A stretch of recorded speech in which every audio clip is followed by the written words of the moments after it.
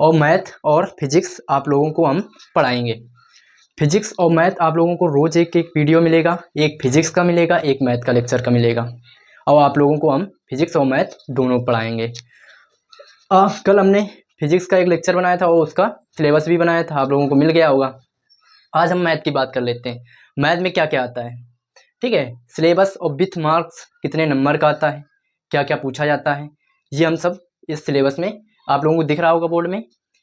हम आज डिस्कशन करेंगे इसमें, और ज़्यादा बातें नहीं करेंगे और आपका सिलेबस डिस्कशन करते हैं।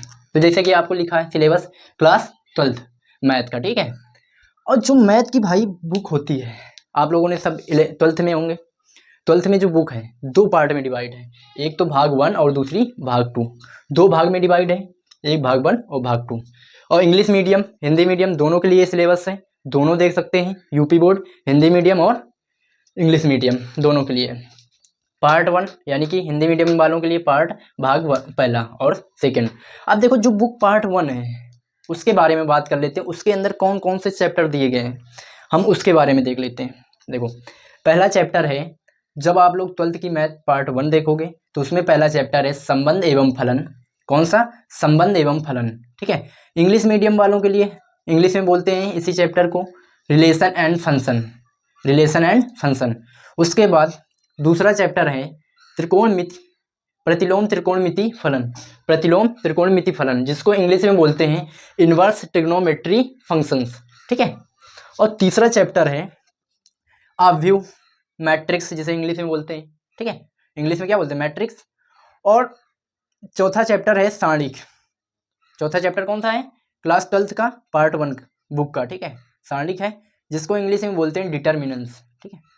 और पांचवा चैप्टर है सांतत्य तथा अवकलनीयता, सांतत्य और अवकलनीयता, जिसको इंग्लिश में बोलते हैं कंटिन्यूटी एंड डिफरेंटिबिलिटी, कंटिन्यूटी और डिफरेंटिबिलिटी, ठीक है।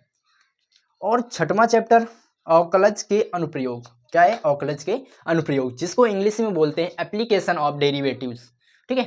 ये 6 चैप्टर हैं हमारी कौन सी? भाग 1 में। अब देखो भाग 2 में आ जाएं। भाग 2 में पहला चैप्टर है समाकलन। पहला चैप्टर कौन सा है? समाकलन मिलेगा, और जिसको इंग्लिश में बोलते हैं इंटीग्रेशन, इंटीग्रेशन बोलते हैं, सब लोग जानते होंगे। और समाकलनों का अनुप्रयोग, दूसरा चैप्टर पार्ट 2 का कौन सा है?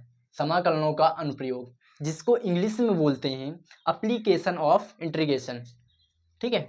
और यही तीसरा चैप्टर है अवकल समीकरण। क्या है? अवकल समीकरण, जिसको इंग्लिश में बोलते हैं डिफरेंशियल इक्वेशन। क्या बोलते हैं? Differential equation. और चौथा चैप्टर है सदिश बीजगणितीय। कौन सा है? सदिश बीजगणितीय, जिसको बोलते हैं वेक्टर एल्जेब्रा, ठीक है, वेक्टर एल्जेब्रा, सभी लोगों ने नाम सुना होगा।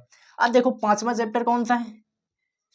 त्रिविमीय ज्यामिति, त्रिविमीय ज्यामिति, जिसको हम लोग क्या बोलते हैं? 3D, सभी लोग जानते होंगे, 3D बोलते हैं, त्रिविमीय ज्यामिति, 3 डायमेंशन जियोमेट्री, जिसको 3D बोलते हैं, ठीक है। और छठवां चैप्टर है रैखिक प्रोग्रामन। क्या है? रैखिक प्रोग्रामन, जिसको इंग्लिश में बोलते हैं लाइनियर प्रोग्रामिंग, ठीक है, लाइनियर प्रोग्रामिंग। और सातवां चैप्टर यानी कि लास्ट तुम्हारे 12th का चैप्टर है कौन सा है? प्रायिकता, जिसको इंग्लिश में बोलते हैं प्रोबेबिलिटी, ठीक है। अब तो ये चैप्टर हो गए पूरे, ठीक है।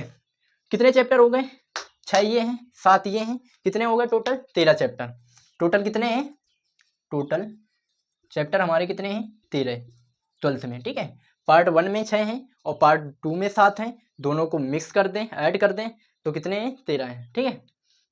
अब देखो हम बात करते हैं जो संबंध फलन होता है, ठीक है, रिलेशन एंड फंक्शन होता है, और इनवर्स और ट्रिग्नोमेट्री फंक्शंस होते हैं।